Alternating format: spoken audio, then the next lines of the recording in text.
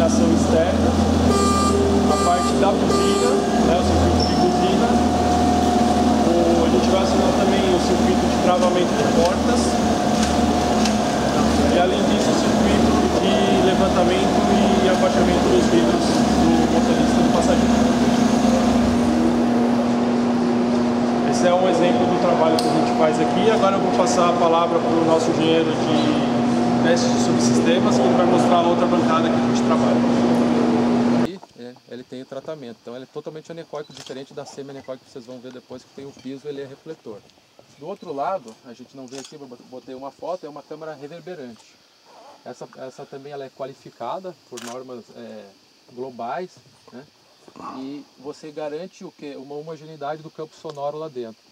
Nessa aplicação aqui que eu vou falar para vocês, ela funciona como uma câmara fonte. Uma fonte estável, né? Essas câmeras elas são como duas caixas totalmente isoladas do contorno, então pode ver que o ruído aqui ambiente é muito baixo. Então é bem estável, ela é totalmente, a estrutura dela é independente do resto do prédio. Então aqui eu coloquei para exemplificar como que seria o ruído do motor, né? Aqui é a coifa da coluna de direção, para ilustrar. Ó, a gente está codificando o isolamento e entendendo como é que é a isolação dessa peça que faz a interface da coluna de direção. Depois eu vou falar um pouquinho, mas o que seria um design não robusto, por exemplo? Ó, significaria isso. Isso vai impactar no ruído interno, né, do carro, né? Então a gente garante com esse trabalho, no nível de componente, né, cada detalhezinho, um design robusto que depois vai montar no carro não vai ter problema. Essa é a ideia, esse balanço, esse refino. Aqui, então, falando o que é essa aplicação específica, né? A coluna de direção aqui, né? Para quem não conhece, você tem o painel de dash, então ela é importante para isolar o compartimento do motor do interior do veículo, né?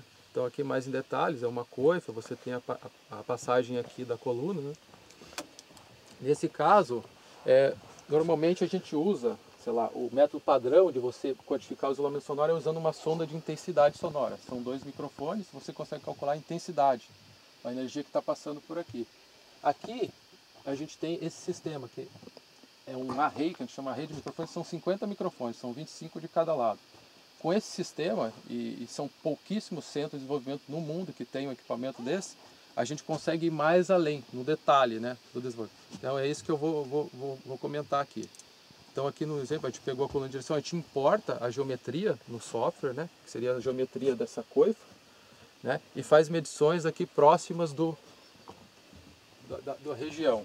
Com isso aí, a gente consegue reconstruir o campo sonoro em cima dessa superfície, que é muito mais detalhado e preciso nesse nível de detalhe. Então aqui eu vou dar um exemplo nesse caso. Então ele tinha o design inicial, uma configuração original dele, a gente pode ver que tem muito mais ruído passando pelo contorno, aqui uma escala, né, no contorno. Daí a gente fez uma primeira alteração nesse design, né, e daí a gente reduziu, mas ainda ficou no centro aqui, próximo do eixo e aqui por dentro da coifa. A gente fez uma nova modificação, né, alterou mais a combinação da alteração anterior mais essa, e a gente chegou nesse nível. Então com isso aqui a gente consegue ir mais profundamente no detalhe do veículo. A gente garante robustez no nível de componente, garantindo que o veículo vai ser seguro, vai ser confortável, todas as características. Aqui basicamente a gente resumiria como o refino de cada parte, cada componente do veículo. E o resultado final, né, isso quantificado com a sonda de intensidade, seria o isolamento sonoro. Quanto mais eu estou isolando, eu saí da curva preta, que seria esse design inicial, e fui para esse vermelho. Com outra metodologia ou outra técnica, a gente não conseguiria ver qual exatamente, né? A gente teria meio que tentativa e erro. Esse aqui a gente vai direto no ponto e garante um design robusto de cada parte do veículo. Essa seria a ideia, né, de cada parte. Ela é a única na América do Sul que possui dinamômetro e pode operar veículos 4x4. Então a gente pode desenvolver veículos tração dianteira, tração traseira e tração integral. Okay? A gente pode chegar, reproduzir as condições de carregamento de motor em diversas condições, até as velocidades de 200 km por hora. Então a gente pode abranger a faixa larga de velocidades. Okay? Ela é chamada semi-anecoica porque o termo anecoico significa sem eco. Então as ondas que são emitidas, né, pelos diversos componentes ou pela nossa própria fala, as ondas sonoras, são absorvidas por espumas que estão aí por trás desses cones. Tá? Então isso gera um baixo ruído de fundo, gera pouca interferência do ruído emitido com o seu retorno. Tá bom? Esse é um prédio que é isolado do ambiente externo, tá? Então ela é uma construção independente do prédio. Os dinamômetros também são independentes, são estruturas independentes, para evitar essa excitação que pode ser gerada.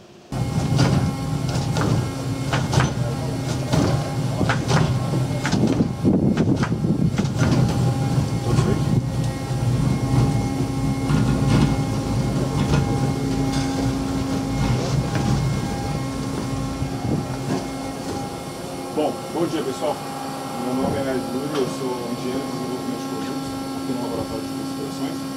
E esse é o Wagner, técnico do laboratório, que vai ajudar aqui nessa demonstração de hoje. Bom, vim para mostrar o simulador de pistas. O simulador de pistas ele é capaz de reproduzir os movimentos e vibrações verticais que são resultado da interação do veículo com os pavimentos, com as irregularidades do local.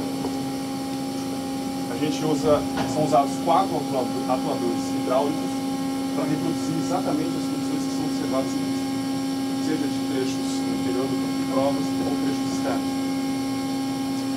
Esse é um sistema muito versátil, que a gente é capaz, além de não precisar de motoristas e ter condições rápidas de trocar as condições de pista, a gente pode reproduzir isso de maneira repetitiva, sempre da mesma forma, diferentes iterações. Aqui o Wagner, por exemplo, vai mostrar como é que fazemos o acionamento e a troca para um outro trecho. Vai ser um trecho da pista D1, que vocês vão ter chances de dirigir logo na sequência, aqui das visitas aos laboratórios.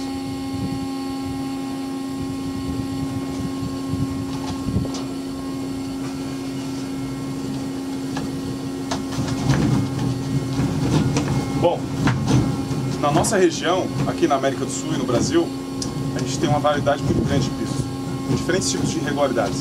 Estou falando de buracos, trechos recapeados, lombadas. Então, por isso, é uma condição bastante crítica na nossa região. Bastante crítica para o desenvolvimento de carro que vai ser alocados aqui. Geralmente mais agressivos até do que veículos em mercados mais maduros. O que basicamente a gente faz com esse simulador no desenvolvimento do veículo? São 2 tipos de atividade, principalmente. Uma é o ajuste do sistema de suspensão, visando o conforto vibracional dos ocupantes. E o segundo, talvez mais importante para a gente aqui, é o sistema, suprir, na verdade, controlar os ruídos que são ditos parasitas no veículo. Rangidos, estalos e trepidações, que são resultados de interações indesejadas entre peças e as suas interfaces. Um exemplo disso, por exemplo, é um trabalho que fazemos no ajuste das rotas dos cabos no interior dos painéis. Como elas passam por dentro das peças, como elas são fixadas, seja no painel das portas ou nos painéis no painel de instrumento. Agora, por que a gente está tão preocupado então com o conforto vibracional dos ocupantes e controlar esse tipo de ruído indesejado ou inesperado pelo cliente? Primeiro, a gente sabe que isso está ligado intimamente ao refino e à qualidade dos nossos veículos. E além disso, a gente sabe que também um ambiente confortável e seguro, ele está intimamente ligado a uma condição mais confortável e silenciosa, é intimamente ligado a uma condição segura para dirigir, que não apresenta ruídos inesperados. Não tirem a atenção do motorista ao volante. O negócio sai da base. Acontece. A gente percebe isso quando está dirigindo. Agora, se vocês puderem seguir... Cadê o prédio? É logo na sequência. Posso colocar a GoPro? Obrigado. Se quiser, a gente gosta muito de vocês, né? Ele ofereceu a seta do carona lá. Traz você.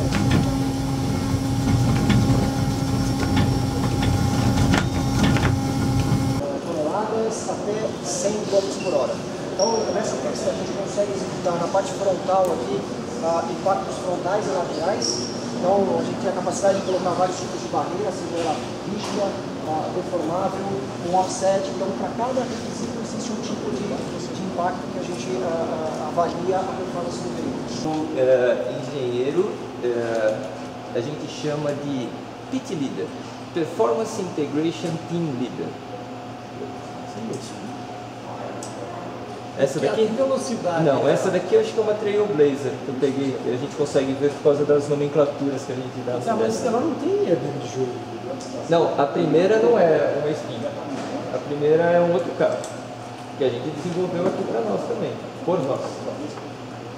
A que velocidade o senhor A gente consegue simular impactos, simular um crash test até 75 km por hora numa barreira rígida e indeformável.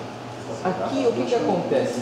O sistema fica parado e o pistão empurra, né? Como a gente faz o teste bem rápido. Exato. Esse aqui é um robô, ele está fazendo algumas posições para proteção ao pedestre. Num teste real, ele estaria lançando a cabeça nos pontos pré-determinados. Esses pontos vêm da Aeronicap ou da GTR, da própria GTR. Temos a capacidade de imputar os pontos, ou entrada dos pontos, via software. Então, o pessoal de desenho pode falar para a gente onde que a gente vai ter que bater com a cabeça.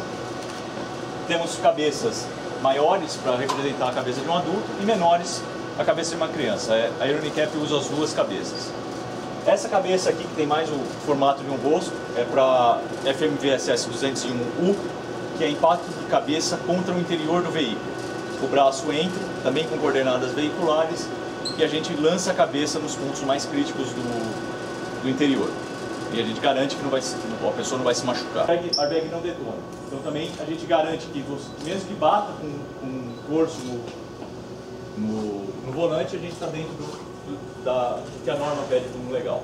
Aqui do lado nós temos uma cabeça, que é para impacto de cabeças contra o painel de instrumento. O painel de instrumento é desenvolvido para absorver energia de impacto.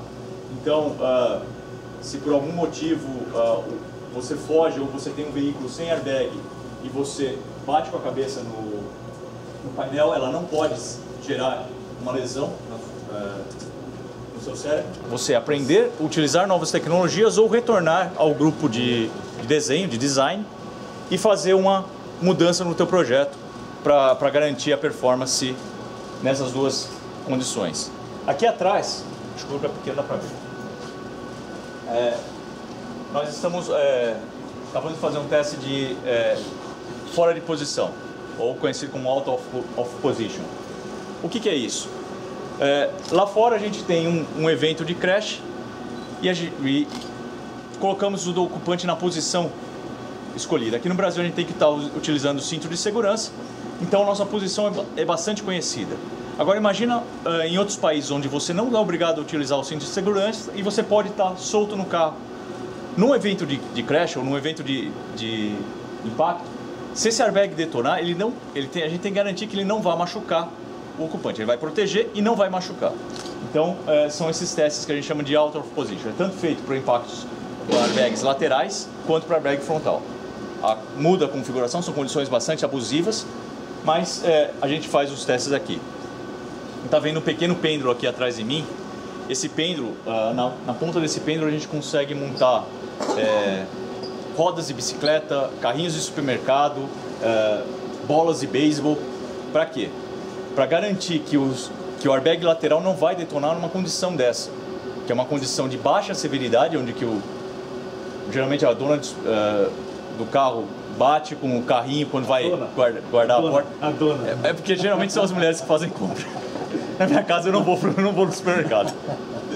Mas bate com o carrinho, ou mesmo a pessoa deixa o carrinho num aclive e ele desce, bate contra a porta, e você não quer que o carro detone seu airbag, numa condição que provavelmente não vai ter ninguém lá dentro e não é crítica.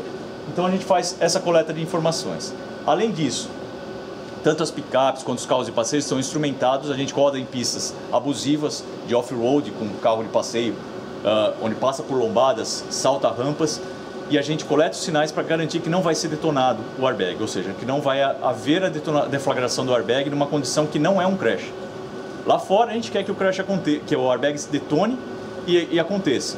Aqui dentro a gente está buscando garantir a imunidade do sistema, ou seja, ele só vai poder detonar numa condição de realmente crash. Então é uma área bastante sutil essa diferença. Às vezes a gente tem níveis de acelerações bastante semelhantes e em frações de milissegundos a gente tem que decidir se é uma detonação ou se não é uma detonação. Então é isso que a gente faz nessa parte aqui do laboratório.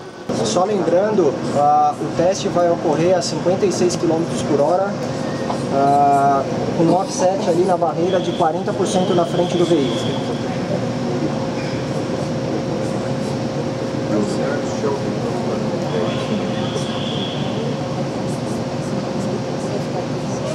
Aqui tá melhor. Toda essa preparação e setup, isso é normal no nosso dia a dia aqui. Então é exatamente dessa forma. Ficam técnicos lá no fundo, o engenheiro de teste, ele fica aqui na frente. Vocês podem notar que na mão direita dele tem um controle que se tiver algum problema enquanto o carro estiver vindo, ele vai abortar o teste, por segurança.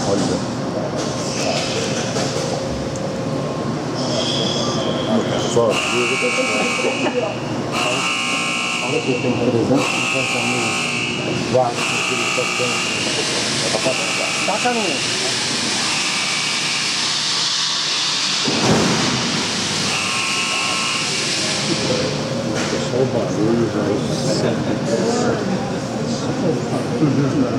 Vocês podem ver a frente do veículo, ela começa a se deformar de uma forma controlada, absorvendo energia. Você já começa a ver o airbag sendo acionado e o dummy sendo protegido. Vocês podem notar que a frente do veículo deforma. O objetivo do nosso trabalho, do nosso desenvolvimento, os 20 engenheiros que trabalham aqui, é fazer com que toda a energia ela seja dissipada por baixo do veículo e por cima do veículo, de forma que o cockpit, a região onde o ocupante está, fique protegido. Esse é o principal, de forma bem simples, é isso o nosso desafio. Tá? Vocês podem ver então que no caso do Cruze aqui, o cockpit está completamente intacto e protegido, íntegro. Vocês podem ver que as bolsas elas são acionadas, totalmente abertas. O dummy ele chega em contato bem no centro da bolsa, que é também o desenvolvimento que a gente faz lá do sled que vocês viram lá que o Marco apresentou para vocês.